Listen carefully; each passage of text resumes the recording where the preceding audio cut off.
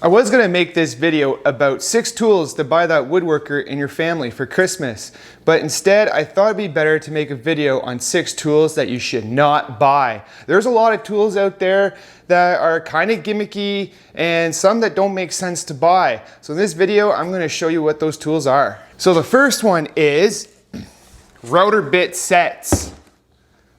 They are probably one of the biggest waste of money that you could spend.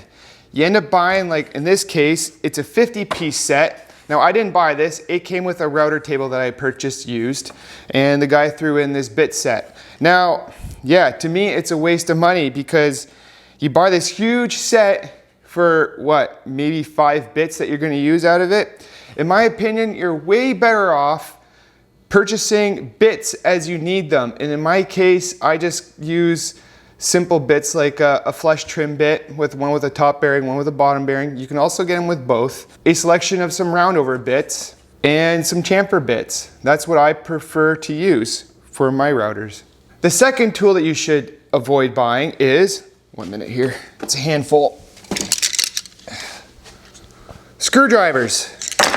Now it's always good to have screwdrivers, but my problem is having a big variety of multiple screwdrivers. It's always hard to find the one you need in a messy toolbox. If you're like me, my toolboxes are not organized. My drawers are a disaster. And it's the last thing I ever organized. So trying to find the right screwdriver for me is difficult. What I much prefer is getting a good quality multi-bit screwdriver. Now I like this brand here. It's called the Pick Quick, and it has interchangeable bits, and they're nice and long. And I prefer this actually because I can put them in my cordless drill if I need to, and you can just slide out whichever one you need and click it in. And I like it because some multi-bits, they just have like little stubby bits, and I don't like them. I like having the much longer shaft on them. The reason I prefer a multi-bit is because when I need a screwdriver for a certain size, and this has the common ones, it's got 2 different sizes of flatheads, 2 different sizes of Robertsons, and 2 sizes of Phillips in it. You can also get these with Torx heads as well. But anyways, my point is when I need to find a specific screwdriver, I only have to find this one in the drawer. I can grab it and I know I'll have that bit, rather than wasting time trying to find the right screwdriver in a messy toolbox. The third tool that I would not recommend, I actually don't have anymore because I gave it away. That's how much I didn't use it. And what it is a biscuit joiner. Now you probably heard this before. It's kind of controversial that biscuit joiners are not really necessary.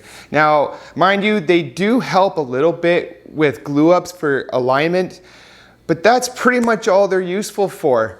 And I actually prefer to use a Festool domino. Yes, they are a lot more money than a typical biscuit joiner, but they are far more versatile. They'll help you with board alignment, and you can also use them for loose mortise and tenon joinery.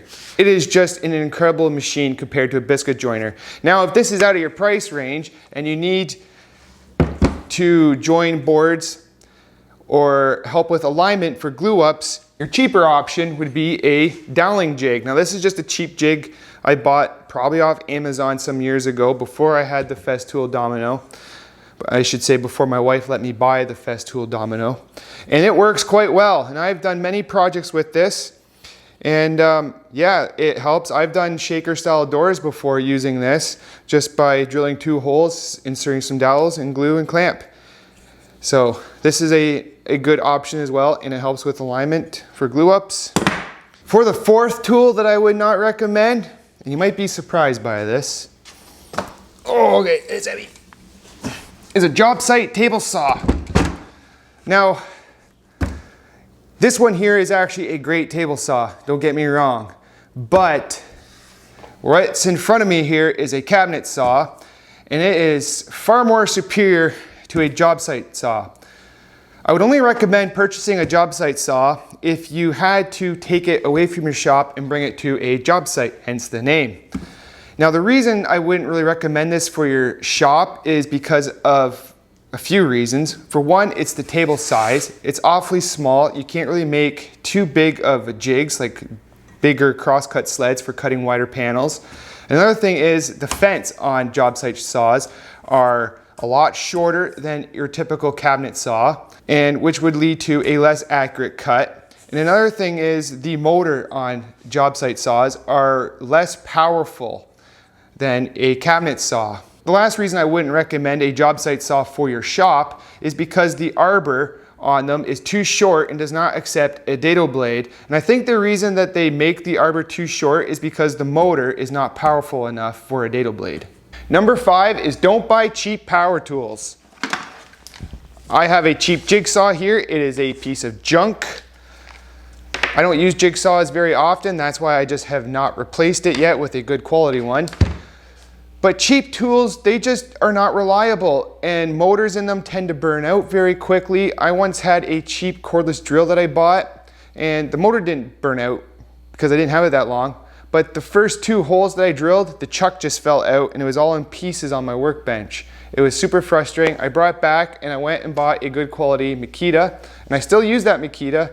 I am a firm believer in buy once, cry once.